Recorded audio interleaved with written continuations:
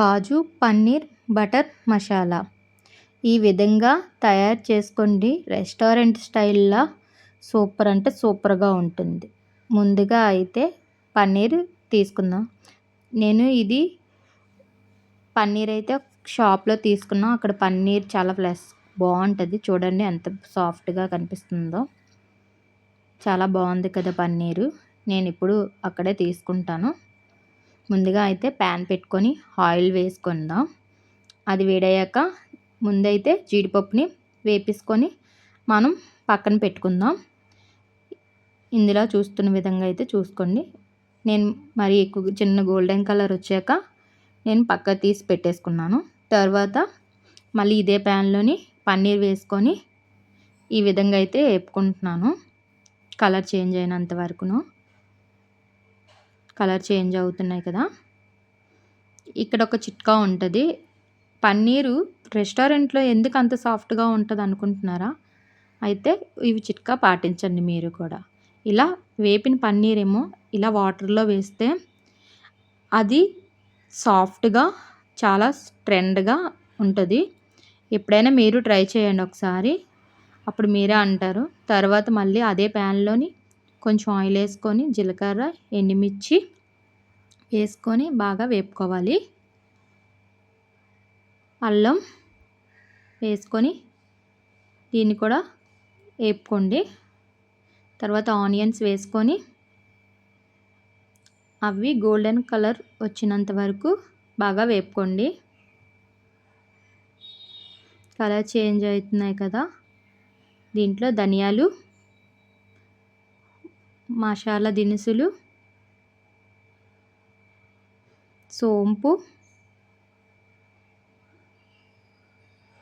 ఇవన్నీ వేసుకొని బాగా కలుపుకోండి కాసేపు.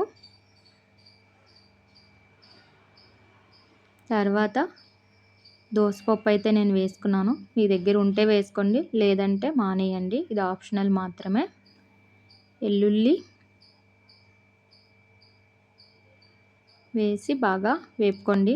తర్వాత టమాటా కూడా వేసి వేపుకోండి.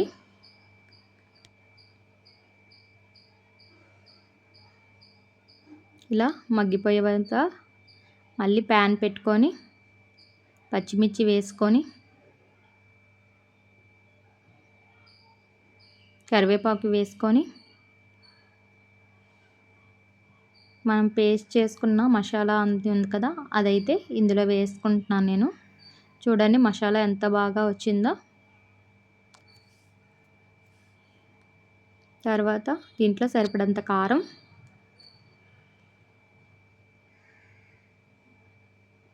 గరం మసాలా, కల్లుప్పు. నేను ఎక్కువ శాతం కల్లుప్పే వాడతాను. రుచికి సరిపడంత వేసుకోండి ఉప్పు అయితే. మిక్సీ చేసుకున్న వాటర్ ఉంటుంది కదా, నేను ఈ విధంగా వేసుకొని బాగా కలుపుకుంటున్నాను.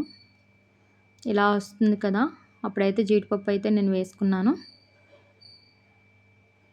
తర్వాత పన్నీర్ కూడా వేసుకుంటున్నాను.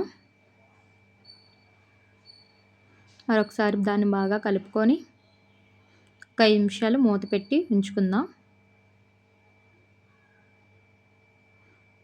పుదీనా వేసుకుంటున్నాను. నేను పుదీనా కొంచెం ముందే వేసుకున్నాను. ఫ్లేవర్ అనేది ఎప్పుడు వేసినా కూడా పుదీనా ఫ్లేవర్ తెలుస్తుంది. నేను ఇప్పుడైతే బటర్ వేసుకున్నాను. తర్వాత షుగర్ కూడా కొంచెం యాడ్ చేయండి.